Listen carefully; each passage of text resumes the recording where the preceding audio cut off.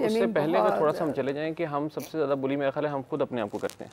हम खुद हमारी सेल्फ स्टीम अपनी खुद बहुत लो होती है और हम अपने आप को कहते हैं कि मैं शायद आज अच्छा नहीं लग रहा, मैं कामयाब नहीं हो सकता, मुझे मैं मेरे देखो नाक कैसी है, मेरा मुंह कैसा है। हम अपने आप को सबसे पहले स्टार्ट करते हैं क्योंकि we teach people how to treat us. जब हम अपनी खुद कदर नहीं करते, जब हम अपनी खुद रिस्पेक्ट नहीं करते, तो दूसरे को हम ये मैसेज दे देते हैं कि भाई तुम भी मेरे साथ इसी तरह से बात कर सकते हो। दूसरों से अप्रूवल लेते हैं कि मुझे तुम बताओ कि मैं इसको कैसा लग रहा हूँ, दूसरों से अप्रूवल लेते हैं और दूसरे को पता चल जाता है कि अच्छा ठीक है मैं इसकी अपीयरेंस के ऊपर बात कर सकता हूँ, आप दूसरे को अलाउ कर देते हैं और इससे फिर मामला ख़राब होता है और इससे फिर आप दूसरे के उस बिहेवियर को रीइंफोर्स कर देते हैं। जब आप रीइंफोर्स करते हैं तो आप वहाँ पे उसको फिर रोक नहीं सकते हैं, फिर आप उसे डिस्टर्ब और वो एक विशियस साइकिल है जो कि चलता चला जा रहा होता है। तो इसलिए मैं यहाँ पे बच्चों की बात भी हो रही थी, तो मैं ये कह रहा था कि जब स्टार्ट से ही आप अगर एक सब्जेक्ट इंट्रोड्यूस करवा दें स्कूल्स के अंदर सोशल एंड इमोशनल लर्निंग का, कि जिसमें और ख़ास तौर पे सेफ स्पेसेस अलाउ करें, यानी क्लासरूम में क्या ही जाएगा कि अगर टीचर सिर्फ 2 से 3 मिनट के लिए बच्चों को एक डिबेट के अंदर इन्वॉल्व कर दे और एक उससे ये पूछ ले फॉर अ चेंज और ये पूछे कि भाई आपके क्या क्या एक्सपीरियंसेस हैं, क्या आपको कभी बुलिंग का सामना करना पड़ा। अगर बचपन से ही टीचर्स ये एक सवाल करना स्टार्ट कर दें तो क्या होगा कि उस क्लास में बैठा हुआ वो बच्चा जो कि बुली करता है वो जब सुनेगा लोगों के एक्सपीरियंसेस और जब बाकी बच्चे अपना एक्सपीरियंस शेयर करेंगे और बुली को वो स्नब करेंगे तो उससे जो बुली का बिहेवियर है वो डिस्करेज होगा, उसको काइंड ऑफ पनिशमेंट मिलेगी जिससे कि उसका वो बिहेवियर रीइंफोर्स नहीं होगा। ऑब्वियसली एक मैसेज भी जाएगा। इसी के साथ यहाँ पर कॉलर ऐड करते हैं। जी अस्सलाम वालेकुम, कौन और कहाँ से? मेरा नाम परवा है और मैं सरगोदा से बात कर रही हूँ। मैं अभी रिसेंटली मेरे घर वाले मेरा रिश्ता ढूंढ रहे हैं और तकरीबन 3 से 4 फैमिलीज हमारे घर में विजिट भी कर चुकी हैं, लेकिन यहाँ पर इशू ये आता है कि जब भी आपकी आवाज़ बहुत कम आ रही है। आवाज़ आ रही है मेरी? जी जी। मैं ये कह रही थी कि हमारे घर में जब भी रिश्ता कल्चर का अभी क्योंकि आगाज़ ही हुआ है और 3 से 4 रिश्ते मेरे आ भी चुके हैं और होता ये कि जब भी कोई रिश्ते वाली हमारे घर कोई भी रिश्ता लेकर आती है, उसकी फैमिली साथ आती है, तो वो ये कह देते हैं कि अच्छा लड़की हमें पसंद नहीं आई क्योंकि इसका रंग बहुत ज़्यादा गोरा नहीं है, हमें तो गोरी लड़की चाहिए, इसकी हाइट मैच नहीं करती लड़के के साथ, ज़्यादा छोटी है। तो ये भी तो बुली में आता है और इससे फिर मैं किस तरह से कॉप अप कर सकती हूँ? नहीं, ये तो बॉडी शेमिंग में आता है। प्लस देखो आजकल आपने फिर सोशल मीडिया को मैं लेकर आऊँगी, उसमें आपने एस्थेटिक्स को ले लिया होगा। आजकल पार्लर्स भी बहुत हाइप क्रिएट कर रहे हैं अपनी लुक्स को चेंज करने के लिए, एस्थेटिकली भी। सो जैसे अभी अली ने कहा ना, हमें अपनी जो अल्लाह ने हमें भेज दिया ना जिस सूरत में, आप अपनी बेस्ट चीज़ें तो निखारो उसको अपने पॉलिश तो करो, rather than what people are telling you कि आप शॉर्ट हो, डार्क हो, ये हो वो।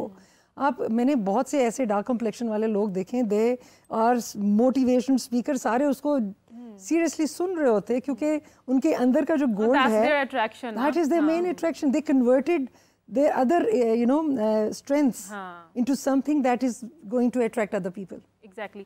But तहमीना वो इसी के ये जो कॉलर की कभी एक इनका इशू था, हम देखते हैं कि लड़कियों को ये बहुत फेस करना पड़ता है। मैनी टाइम्स रिश्ता देखने आए हैं, चल के दिखाएं आपका रंग ठीक नहीं है, बहुत मेकअप किया हुआ है, मतलब तो ये बुलिंग में आता है, आप मोटी हैं, आप पतली हैं, तो लड़कियां इस सिचुएशन को कैसे कॉप अप कर सकती हैं? देखें, इस हवाले से सबसे पहले तो वालिदैन या फैमिली जो जिधर आ रहे हैं दूसरे लोग, उसको अलाउ ही नहीं करना चाहिए दूसरों को कि वो आके उनके ऊपर क्वेश्चन करे या उनको इस तरह से करे। लेकिन हमारी सोसाइटी ऐसी है कि जिसमें कि ये एक नॉर्म बन गया है कि जी आएंगे और आके वो चेक करेंगे और इस तरह की स्टेटमेंट्स देंगे। लेकिन इसमें जो मेन चीज़ है ना, वो ये है कि एक तो सेल्फ़ को आपने स्ट्रॉन्ग बनाना है, अपने आप को स्ट्रॉन्ग बनाना है। दूसरा ये कि इस तरह के सिचुएशंस को हैंडल कैसे किया जा सकता है। मैं आपको एक मिसाल देती हूँ। मेरी एक क्लाइंट थी, तो उनका यानी यंग एज से में उनकी इसी तरह से बॉडी शेमिंग के हवाले से मैं बात करूँगी। उनकी बॉडी शेमिंग बहुत ज़्यादा उनको फेस करनी पड़ती थी and she couldn't handle that situation. लेकिन जब वो मेरे पास आई और उन्होंने बताया, और उनके जैसे ये बता रही है इस तरह का भी सिचुएशंस बनी, लेकिन जिस तरह ये बता रही हैं कि बहुत ज़्यादा वो स्टेटमेंट्स इन्होंने सुनी और इस तरह की बातें, तो उन्होंने इतना नहीं सुना था, but she has been facing all those body shaming statements from her childhood और यंग एडल्टहुड। तो उन्होंने मुझे जब सारी डिटेल्स बताई, तो उस वक्त पर सबसे पहला काम जो कि हम लोग एज ए साइकोलॉजिस्ट करते हैं वो ये करते हैं कि हम उनको एक कंसेप्चुअल क्लैरिटी देते हैं कि आप असल में इस चीज़ को समझें कि बुली आपको तब ही बुली कर सकता है जब आप उसको अलाउ करते हो।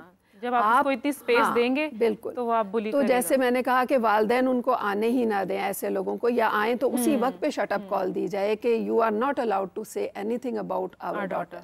पहली चीज़ तो ये होगी। दूसरा ये कि जैसे अली ने भी बात की कि अपने जहन में आप अपने आप को क्या मैसेज दे रहे हो, ये बहुत इंपॉर्टेंट होता है। मैंने उसको फिर गाइड किया कि you have to focus on कि what is your personality, what you think about. लड़कियों की साइकी पर बहुत इम्पैक्ट पड़ता है। बहुत रिश्ता कोई एक बारी में तो नहीं हो जाता ना, हजारों लोग आते हैं आपको देखने, तो थ्रू आउट इतना इम्पैक्ट पड़ता है कि एक दिन आप फिर थक जाते हैं कि बस ठीक है मैं ऐसी ही हूं। बिल्कुल, मेरी ये जो क्लाइंट आई हैं तो इनका यही सूरत हाल थी ना। ये जब मेरे पास आई तो शी वाज ऑलमोस्ट डिसफंक्शनल।